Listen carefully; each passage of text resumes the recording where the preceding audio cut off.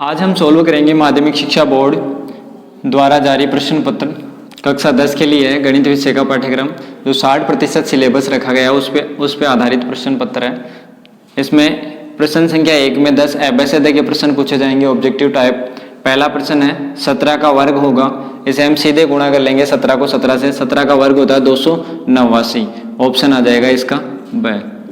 इसके बाद दूसरा प्रश्न है बहुपद fx बराबर 4x प्लस 2 में x बराबर 2 रखने पर बहुपद का मान क्या होगा। इसमें x के स्थान पर 2 रखना है। 4 गुणा 2 प्लस 2, 4 गुणा 2 8 प्लस 2। सबसे पहले इसमें गुणा होता है, जोड़ेंगे नहीं सीधा, पहले गुणा करेंगे तो 10 आ जाएगा। ऑप्शन देखो इसमें है, दूसरे का आंसर होगा है।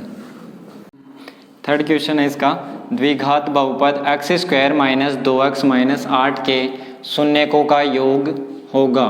सबसे पहले इसके गुणनखंड करने हैं हमें।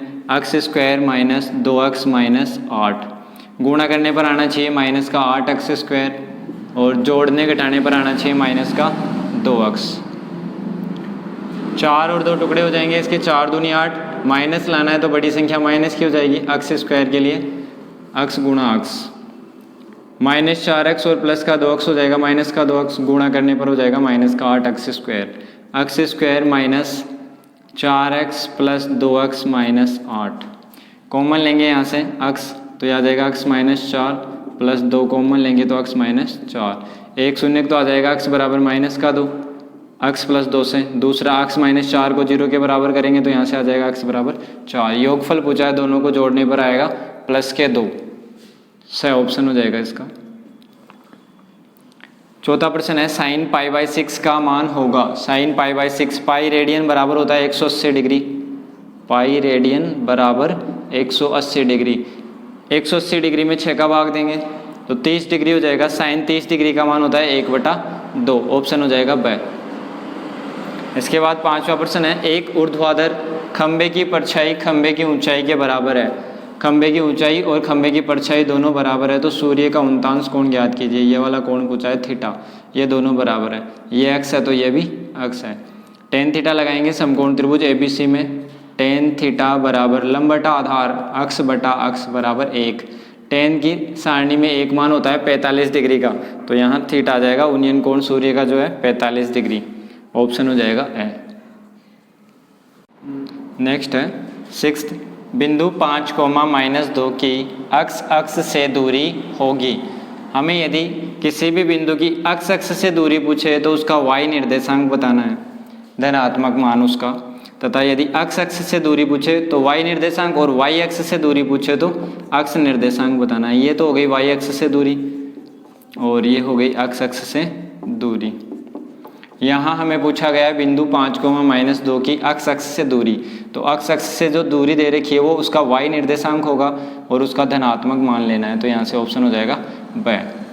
नेक्स्ट है 7 नंबर, आकृति में DE समांतर BC है। AD बराबर 4 सेमी, DB बराबर 6 सेमी तथा AE बराबर 5 सेमी हो तो EC का मान ज्ञात कीजिए। आकृति दे रखी है, एक त्रिभुज दिया गया है ABC जिसमें BC भुजा के समांतर है DE। AD बराबर 4 है और DB बराबर 6, उसके बाद दे रखा है AE बराबर 5 और EC पूछा गया है। त्रिभुज ABC में BC के समांतर दे रखी है DE। यदि BC समांतर DE है तो थेल्स प्रमेय से AD बटा DB बराबर AE बटा EC हो जाएगा। AD का मान दे रखा है इसमें 4, DB दे रखी है 6, AE का मान है 5 और AC का मान ज्ञात करना है। वज्र गुणा करेंगे तो 4 EC बराबर आ जाएगा 5 गुणा 6 30। 4 EC का मान आ गया 30 तो EC बराबर हो जाएगा 30/4 बराबर, कैंसिल कर लेंगे तो 15/2, 15 में 2 का भाग देंगे 7.5, ऑप्शन हो गया स। नेक्स्ट है प्रश्न संख्या 8, 3 समरेखीय बिंदुओं से गुजरने वाले वृत्तों की संख्या होगी। एक लाइन में 3 बिंदु दे रखे हैं, इनसे जाने वाले वृत्तों की संख्या।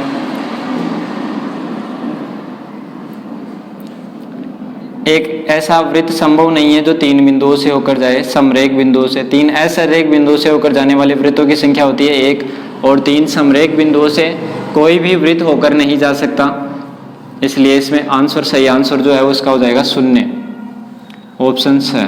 नंबर, गोले का व्यास दे रखा है 6 सेमी है, तो गोले का आयतन ज्ञात कीजिए। व्यास से पहले त्रिज्या ज्ञात करेंगे। व्यास दे रखा है 6 सेमी, त्रिज्या हो जाएगी व्यास की आधी, त्रिज्या बराबर व्यास बटा 2, यानी 6 बटा 2 बराबर 3 सेमी। गोले का आयतन होता है V बराबर 4 बटा 3 पाई आर क्यूब। आर का मान दे रखा है 3, पाई का मान नहीं रखना है इसमें, क्योंकि आंसर जो है वो पाई के पदों में दिए गए हैं, 16 पाई, 20 पाई, 36 पाई और 30 पाई। आर का मान है 3, 3 का क्यूब 3 गुणा 3 गुणा 3, 1 3 से 1 3 कैंसिल हो जाएगा, 3 3 9, 9 चौक 36, 36 पाई। V का मान आ गया 36 पाई, जो कि ऑप्शन दिया गया है सेम है। इसके बाद लास्ट प्रश्न है, बंटन दे रखा है 1 3 2 5 9 का माध्यक है। सबसे पहले इसे आरोही क्रम में लिखेंगे। सबसे छोटी संख्या है इसमें 1, उसके बाद दिया गया 2, फिर 3 5 और 9। एक एक संख्या ही छोड़ते जाएंगे इसमें से, आगे से और पीछे से। जो मध्य में रहेगी वही इसका माध्यक हो जाएगी। यदि मध्य में 2 संख्या आती है तो दोनों को जोड़ के 2 का भाग दे देंगे तो उसका माध्यक ज्ञात हो जाएगा। यहाँ माध्यक मिल गया 3, जो कि ऑप्शन ए दे रखा है। उसके बाद है प्रश्न क्रमांक 2, सूत्र निखिलम का प्रयोग कर 105 का वर्ग ज्ञात कीजिए। 105 का वर्ग ज्ञात करना है हमें सूत्र निखिलम से।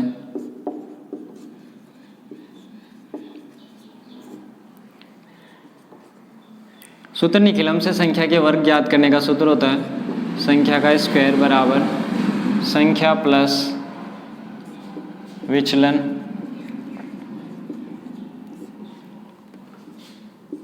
तिर्यक रेखा विचलन का स्क्वायर। जब हमें केवल आधार दिया गया है उस स्थिति में, यहाँ दे रखा है हमें आधार 105 है संख्या, तो आधार हो जाएगा इसका 100। 2 अंकों की संख्या के लिए आधार 10 होता है, 3 अंकों की संख्या के लिए आधार लेंगे 100। उसके बाद में हमें दिया गया है इसमें विचलन, 100 से विचलन है इसमें, 100 से प्लस 5 ज़्यादा है ये, तो प्लस 5 का विचलन हो जाएगा। यहाँ 105 का स्क्वायर बराबर संख्या है 105 प्लस विचलन 5, तिर्यक रेखा विचलन का स्क्वायर। 105 प्लस 5 110, तिर्यक रेखा 5 का स्क्वायर 25। इसके बाद देखो आधार में 2 शून्य है तो इकाई में 2 अंक रखेंगे। यहाँ 2 अंक दिए गए हैं तो तिर्यक रेखा हट जाएगी यहाँ से, 110 25 यानी 11,025। 105 का स्क्वायर हो गया। प्रश्न क्रमांक 3 है, 12 का घनफल सूत्र निखिलम से ज्ञात कीजिए।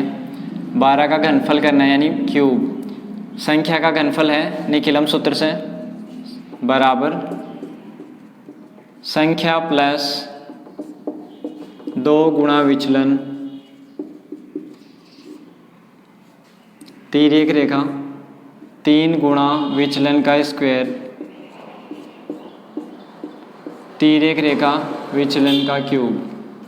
जब हमें केवल आधार दिया गया उस स्थिति में सूत्र का प्रयोग करेंगे। यहाँ उपाधार अंक उपस्थित नहीं है, उपाधार अंक उपस्थित होने की स्थिति में यहाँ उपाधार अंक का स्क्वायर रहेगा और दूसरे खंड में उपाधार अंक से गुणा हो जाएगा। संख्या 12 के लिए आधार हो जाएगा 10, क्योंकि संख्या 12 में 2 अंक दिए गए हैं तो 2 अंकों की संख्या के लिए आधार होता है 10। उसके बाद चाहिए विचलन, 10 से विचलन है 2 का, 10 प्लस 2 बराबर हो जाएगा 12। सूत्र निखिलम से 12 का क्यूब बराबर होगा संख्या प्लस 2 गुणा विचलन 2, विचलन का स्क्वायर आ जाएगा 3 के गुणा के साथ, और तिर्यक रेखा विचलन का क्यूब। 12 प्लस 2 गुणा 2, 2 गुणा 2 4 हो जाएगा, 12 और 4 16। 3 का स्क्वायर 9, 9 गुणा 3 27, 3 का क्यूब होता है 27। आधार में जो है 1 शून्य है तो एक एक अंक रखना है इकाई और थाई में। यहाँ 7 रह जाएगा, 2 की हासिल चली जाएगी, यहाँ 7 2 की हासिल, और यहाँ 16 रह जाएगा क्योंकि इसके आगे हासिल नहीं जाएगी। यहाँ से आ जाएगा 7, 2 और 7 9, और 16 और 2 18, 1897। संख्या 12 का घनफल हो जाएगा। इसके बाद है प्रश्न संख्या 3, समांतर श्रेणी 6, 9, 12, 15 का सातवां पद ज्ञात करना है। एपी दे रखी है 6, 9, 12, 15। सबसे पहले प्रथम पद लिखेंगे इसका। प्रथम पद ए बराबर दिया गया है 6, फिर निकालेंगे सारवंतर। सारवंतर डी बराबर होता है दूसरा पद माइनस पहला पद। दूसरा पद दे रखा है इसमें 9, 9 में से माइनस करेंगे पहला पद 6, 9 में से 6 घटाएंगे तो आएगा 3। इसके बाद हमें सातवां पद ज्ञात करना है। इसके लिए n का मान हो जाएगा 7। n वे पद का सूत्र होता है n वा पद ए एन बराबर a प्लस n माइनस 1 गुणा डी। n की जगह 7 रखेंगे। प्रथम पद a बराबर दे रखा है 6, 7 माइनस 1 गुणा डी का मान दे रखा है 3। सातवां पद हो जाएगा इसका 6 प्लस 6 गुणा 3। 6 प्लस 6 × 18, 18 और 6 24। अतः इस एपी का सातवां पद हो जाएगा 24। प्रश्न है प्रश्न संख्या 5। दो खिलाड़ी है राम और श्याम शतरंज खेलते हैं। यह ज्ञात है कि राम द्वारा मैच जीतने की प्रायिकता 4/5 है, तो श्याम के मैच जीतने की प्रायिकता क्या होगी? हल देखना है इसका। राम द्वारा मैच जीतने की प्रायिकता बराबर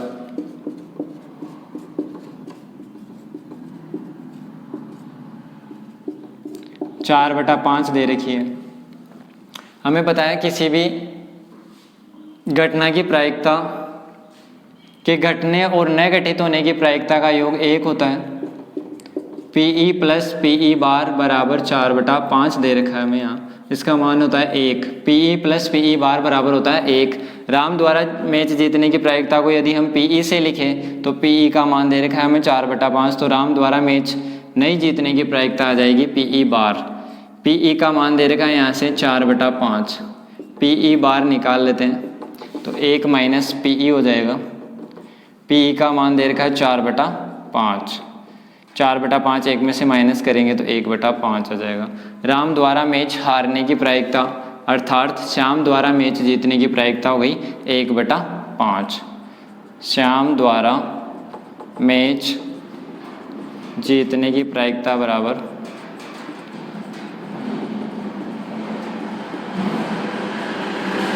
1/5। प्रश्न संख्या 6 है। एक पासे की एक फेंक में अभाज्य संख्या आने की प्रायिकता क्या होगी? हल देखना। एक पासा है जैसे एक बार फेंकना है। एक पासे को एक बार फेंकने पर प्रतिदर्श समष्टि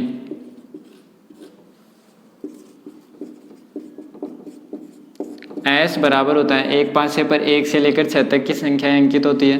तो 1 आ सकता है, 2 आ सकता है, 3, 4, 5 या फिर 6 आ सकता है। घटना E दे रखी है जिसकी प्रायिकता में पूछी गई है, उसे हम E मान लेते हैं। अभाज्य संख्या आना, अभाज्य संख्या आना। अब इसमें से हम देखेंगे अभाज्य संख्याएं कौन कौन सी है। 2, 3 और 5 जो है वो अभाज्य संख्याएं हैं। कुल अभाज्य संख्याएं हो गई NE बराबर 3, 1, 2, 3 और कुल प्रतिदर्श समष्टि के बिंदु हो गए 1, 2, 3, 4, 5, 6। NS बराबर 6 तथा NE बराबर 3 है। अभाज्य संख्या आने की प्रायिकता, आने की प्रायिकता PE बराबर सूत्र लिखेंगे E के अनुकूल परिणामों की संख्या यानी NE बटा कुल परिणामों की संख्या NS बराबर 3/6 बराबर 1/2।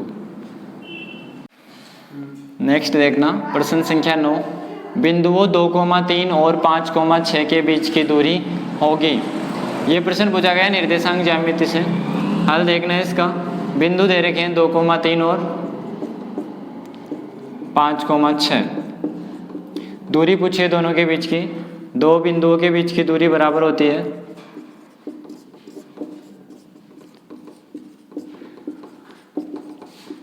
बराबर √x2 माइनस x1 का square plus y2 minus y1 का स्क्वायर। यहाँ दे रखा है हमें x1 y1 x2 y2 मान रखेंगे इसमें। Under root x2 minus x1 यानी 5 माइनस 2 अक्ष निर्देशांकों का अंतर हो गया इसका होल स्क्वायर प्लस y निर्देशांकों का अंतर लेंगे 6 माइनस 3 का स्क्वायर। हल करेंगे इसे 5 में से 2 घटाएंगे 3 का स्क्वायर बचेगा प्लस 6 में से 3 जाएगा 3 का स्क्वायर। 3 का स्क्वायर होता है 9, 9 प्लस 9 बराबर अंडर रूट 9 गुणा 2 हो जाएगा।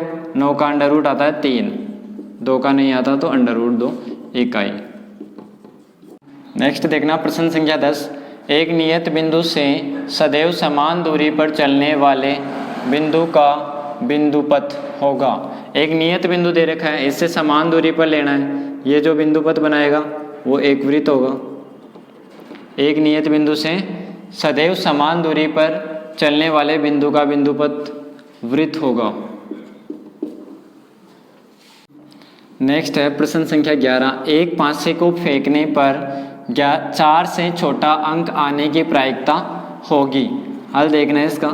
एक पासे पर अंकित होते हैं 1 से लेकर 6 तक के अंक और एक पासे को एक बार उछालने पर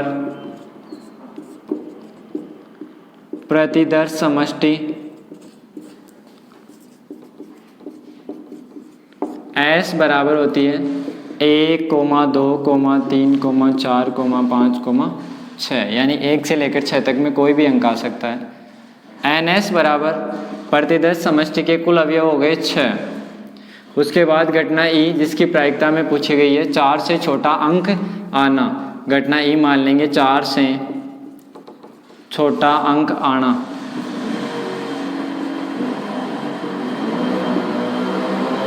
E में आ जाएगा 4 से छोटा अंक है 1, 2, 3। NE बराबर हो गया 3। 4 से छोटा अंक आने की प्रायिकता, छोटा अंक आने की प्रायिकता बराबर, इसको हम लिखेंगे PE से। PE बराबर होता है NE बटा NS। PE बराबर NE का मान है 3 बटा NS है 6 बराबर 1/2। ये सभी 11 प्रश्न कंप्लीट हो गए। इसके बाद है प्रश्न संख्या 7। रोक दृष्टि दूरी का समीकरण लिखिए। ये प्रश्न सड़क सुरक्षा शिक्षा से पूछा गया है। हमें इसका समीकरण लिखना है। रोक दृष्टि दूरी बराबर होता है प्रतिक्रिया दूरी प्लस अवरोधन दूरी। प्रतिक्रिया दूरी प्लस अवरोधन दूरी, ये हो गया 1 नंबर में। उसके बाद नेक्स्ट प्रश्न पूछा गया 8 नंबर जो सड़क सुरक्षा से है 1 नंबर के लिए। वाहनों के लिए आवश्यक PUC का पूरा नाम लिखिए। PUC का पूरा नाम होता है, P का मतलब प्रदूषण,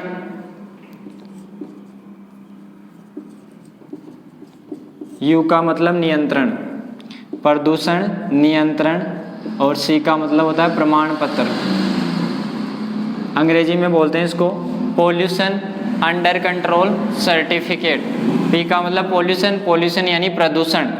U का मतलब है अंडर कंट्रोल यानी नियंत्रण, और C का मतलब है सर्टिफिकेट अर्थात प्रमाण पत्र।